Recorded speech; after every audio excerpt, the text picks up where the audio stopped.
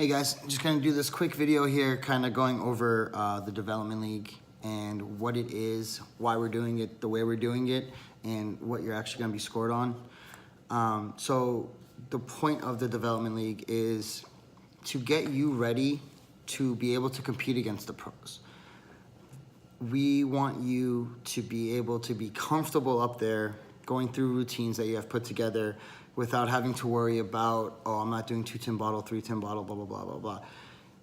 The moves will come, but when the moves come, we want you to feel comfortable on that stage putting on a show, because there's a lot of times people go up there and they don't get the points they should on basic things like show. You know, people misread the rules, they don't look at it, and then they get upset when they don't get scored the way they feel they should. So the whole point of development is to develop your routines to get you ready to move on up if you ever decide to. You're gonna be judged on relevance, smoothness, composure, music interaction, difficulty, and smoothness, showmanship, sorry. Really quick, give you a quick rundown on all these. Showmanship is kind of self-explanatory. We wanna make sure that you're putting on a show, you're smiling, you're having a good time, people can see that you're having fun, and in return will appreciate your show even more. Difficulty, it's in there because we want to make sure that you're going up there and actually trying to flare and not just doing swipe through after swipe through and just calling it a routine. We want to make sure that you're putting in the time and the effort to make this routine yours. Music interaction, kind of self-explanatory, but you want to put a routine together with the appropriate music. You know, if you have a move that is like a boom, boom, you know, you want to hit it to a beat and get extra points for music interaction. You don't want to be up there with slow music and flaring fast, or vice versa, fast music and flaring slow. It's just not going to go. You know, you want to make sure that when you have your routines timed out, when you stop your bottle 10, it's to the music. And when you start your next 2 bottle, that maybe have different music build into it, you know? It goes into showmanship as well, and when you put on a good show, you're gonna score high. It's just what happens.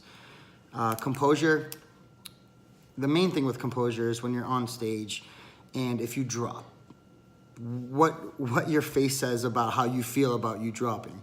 If I can visually tell that you are very upset that you dropped something, hey, shit happens. So you got to roll with the punches. If you drop something, keep that smile. Just make it seamless. Pick up another bottle and keep going. That's how you're going to score really high in composure. I've done really good with that, and I've done really bad with that. So we want to make sure that you learn from the beginning stages of competing how to handle things on stage and how to react properly. Smoothness, obviously, you want to make sure that your routine flows. You're not just going, stopping, you're lost, you're looking around for stuff, you know, you just want the routines to be smooth. And the last one is a big one, it's called Relevance, and we want you to understand that relevance is a really big thing. If I see you up there and you're going with 3 bottle and you're juggling away, and then all of a sudden you take those 3 bottles, put them down, and pick up your working flare bottle and pour that, what was the point of doing 3 bottles? There's no relevance to it. It was irrelevant. You know, we want to make sure that whatever you're doing, if you pick up a bar spoon and you're going to flare a bar spoon, why? Are you going to stir your drink, or you just want to flare it just to flare it and then put it down and then move on? Make sure that whatever you're flaring is being used. If you do bottle 10, finish bottle 10, pour into the tin, flip, pour it out, move on. And everyone should score really high in relevance. This is a new category that has been around not that long, but it's in a lot of pro competitions, and I personally love it because, again, it takes away that watch me do 4 bottle and then I'm gonna pick up my working flare bottle to top off my drink.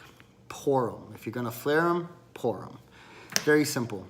The rules are gonna be posted below this video. Please read them again, read them again. If you have any questions, message here. Message me personally if you'd like. You know, if you're local, you know where I work. Love to talk to you about it. I just want to make sure that everybody has the understanding going forward, coming into this comp, that yes, it's a competition, but it's more than that. And we want this to grow, and we want this to kind of take over an aspect that I feel has been kind of mishandled for the last 5 years. And that's too long of a story. This video would be a half hour if I got into that. So please read the rules. One of the main rules, two of them actually, the two big ones: finest call stall. You have to attempt a finest call stall, and finest call has to go into your drink.